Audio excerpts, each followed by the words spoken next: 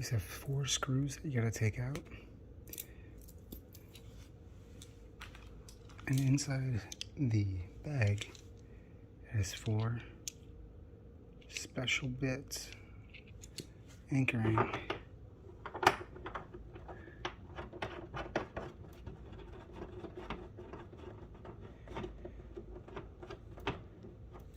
And you want to use the flathead to tighten this. You'll do all 4. Go ahead and put the brackets on.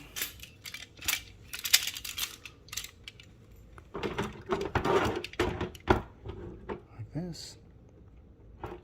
And on this Sanus mount, it actually has a option to adjust.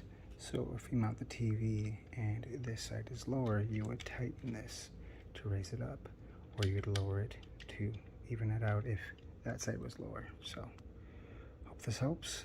Have a good one.